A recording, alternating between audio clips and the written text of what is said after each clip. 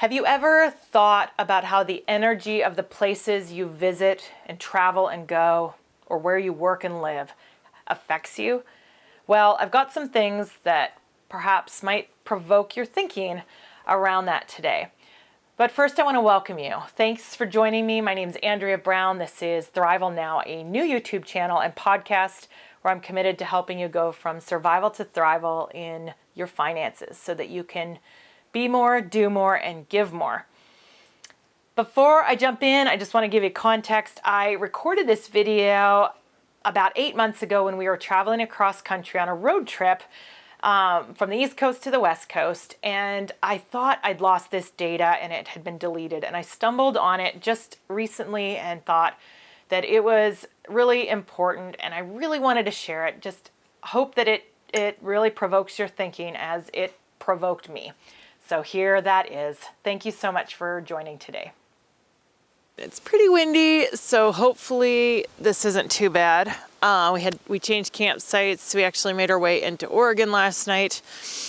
But what I want to share about that kind of sparked my thinking yesterday was just this idea of how much how we are affected by the places that we are and the energy that's around us. We drove through a little town in Idaho called Arco, and when we left Yellowstone and headed west, and we've been through there years before, and definitely one of the weirdest towns we've ever been in, and we've since heard some crazy stories about it. But this time, I don't remember the sign before, but this time when we drove through, I saw this sign that spoke about how it was the first city in America that was lit up, or I guess powered by nuclear or atomic power. So just pretty crazy nuclear research, I think, subterranean there and whatnot. But it's just this reminder, here there's this place out in the sticks that was a nuclear research and maybe still is an atomic facility. And wherever you go, wherever I go, we are affected by the energy. If you want to be energized and you like the high, fast pace, the just constant buzz of a city that never sleeps, then you can find that. If you need something more relaxed and more laid back, then you can also find that. And one of the things I think that is a part of going from survival to thrival is figuring out what pace and what geography you thrive in, what is unique for you. Because just because you were born somewhere and you have connections and roots there doesn't mean that is the place that you're going to thrive. And the energy of a place and the people around you are going to affect you. And I think most of us recognize that in the circles that we find ourselves in, but there are people that will hold you back when you want to go to the next level. And there are people that will help pull you up and pull you out of who you have been and were and help you in that transformation process because they've been there and done that. And you need to I know when in the seasons of growth in my life that I've had, I've needed to surround myself with people that were positive, that were intentional, that had a grid for what I was looking at, what I was imagining for my future. And, as one example, when I got into the realm of entrepreneurship, I did not know hardly anyone that was an entrepreneur. I had come from a guiding and a wilderness background. That's what I had jumped into full force and had done for years. But when I began to look at what it took to establish my own business, initially because I wanted to run a nonprofit, I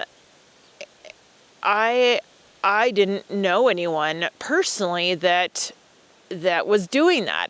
And so I started looking around. I started connecting with other people and getting in different groups around entrepreneurs. I started looking around. I started finding people that were entrepreneurs and attaching myself, so to speak, to them. And picking their brains and spending as much time as I could in their company and in those spheres to learn the language of entrepreneurship, to learn more about business and different things like that. And so my encouragement today is just really be thinking, just consider, are you being energized by the people that you're around and in the places that you are, or are you being drained? Because if you're being drained, you can only last so long in that environment before it destroys you. And if you want to grow, then you have to find what fuels you. And so there are going to be places that fuel you, and there are going to be people, and there are going to be things that you do that are going to affect that. If you're not using your gifts and your talents, and you are doing something diametrically opposed to who you are and what resonates with you, that is going to be a constant drain on you.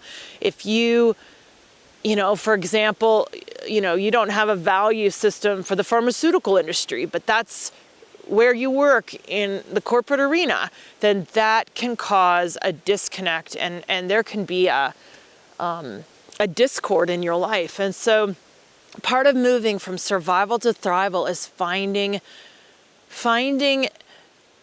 the things that energize you, finding the people that energize you, finding the things that you do that energize you. And as you do more and more of that, you begin to see your life change.